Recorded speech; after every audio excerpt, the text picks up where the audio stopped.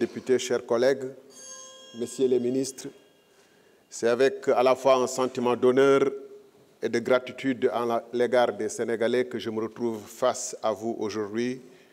Et je souhaite pour nous tous, ainsi que pour le Sénégal, que cette législature soit une législature marquée pour le progrès et que les autorités en charge actuellement du pays réussissent parce que nous sommes au pays au bord de la rupture et que nous ne pouvons pas davantage souffrir d'autres retards ou d'échecs.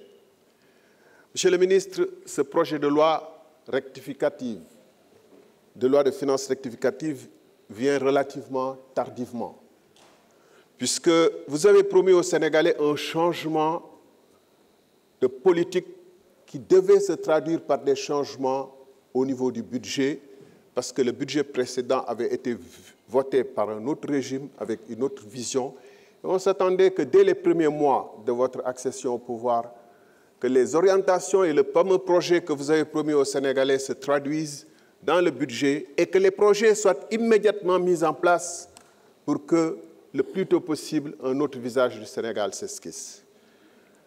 Ceci étant, puisque nous sommes en train d'examiner ce projet de loi de finances rectificative, je me permets de noter des situations assez curieuses.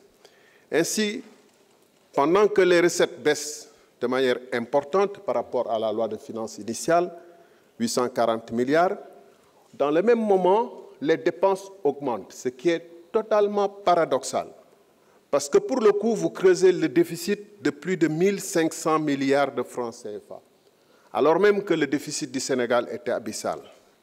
Monsieur le ministre, dans un contexte international où les gens sont à la chasse contre le déficit et essaient de trouver le budget équilibré, cette situation interpelle le technicien que vous êtes. D'autant plus que ce déficit ne s'explique pas par des investissements tournés pour augmenter la capacité de production du pays.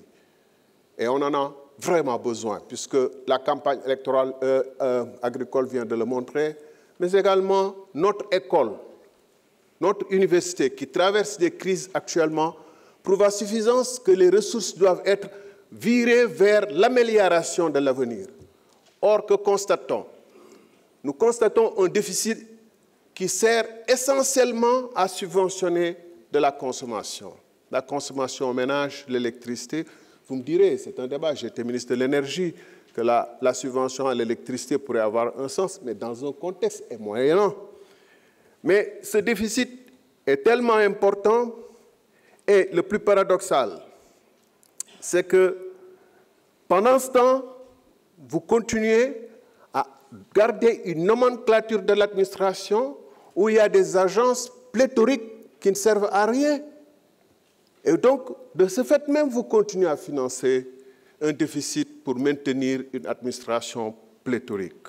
Je ne dis pas une administration politique, je dis des agences qui n'ont aucun sens. Si le temps le permettrait, je pourrais donner des exemples saisissants. Alors, comme avec le régime précédent, le déficit sert essentiellement, je l'ai dit, à subventionner des subventions qui permettent sans doute aux générations actuelles de supporter une situation difficile, mais renvoient l'addition aux générations futures. Vous avez fait le choix de ne pas rationaliser les agences. Et en fait, pour financer le déficit actuel, vous avez un besoin de financement qui se situe à 4 491 milliards, soit bien plus que les recettes du budget. Pour la première fois, je vois que les financements extérieurs dépassent de loin les recettes du budget. Ça, c'est une impérieuse nécessité de faire quelque chose urgemment ici et maintenant, et pas de renvoyer ça plus tard. Et le service de la dette, qui a 2706 milliards, est un des postes les plus élevés du budget, plus que l'éducation nationale, plus que